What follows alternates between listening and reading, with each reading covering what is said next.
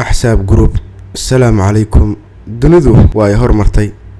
waxaana hormariyay dad wax bartay kadibna u faa'iideeyay dadkooda sida darteed ay horumar ku gaareen mahmaah ayaa ahayd gacmo wada jir bay wax ku gooyaan aragtiyo kala duwan oo ka helay asxaab kala duwan ayaa igu dhalisay inaan hal abuuro YouTube kanalkan walaalkay qaaliga ah ku soo dhawo kanalkan hal abuurida kanalkan waxaa sabab u ahay baaritaan dheer kadib 3 qodob oo ay bulshadu baahi u qabto maskax qoodin bulshadeena inta badan waxaa lagu tiriyaa dad aan wax akhrin laakiin daawadayaal ah sida darteed waxa ay u baahan yihiin barnaamijyo kordhinaya maskaxdooda halka 80% muuqaalada YouTube ku jira ay yihiin kuwa maskaxda musqaamiya maadaama ay yihiin madadaalo iyo heeso arrimaha tiknoolajiyada tani waa sababta labaad ee aan u abuuray kanalkan markii la eego arrimaha tiknoolajiyada bulshadeena waa ay ka lidataa way jiraan dad aqoon-yahano ah oo ku takhasusay tiknoolajiyada laakiin nasiib darro uma faa'iideeyaan bulshadooda inkastoo uusan kanalkan ku koobnaan doonin arrimaha tiknoolajiyada oo aan kaga hadli doono mowduucyo kala duwan haddana xoogga ayaan saari doonaa insha Allah lambar 3 baraarujin dhalinyaro marka aan leeyahay baraarujin dhalinyaro macnaheedu ma aha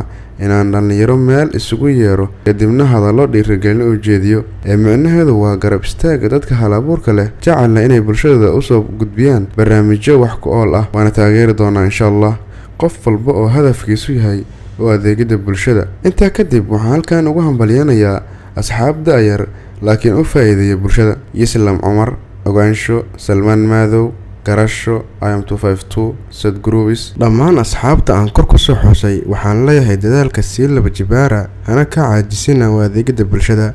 ugu dambeyn ku soo dhawow Ahsaab Group hana iloobin inaad la socoto maalin walba talaadaha insha Allah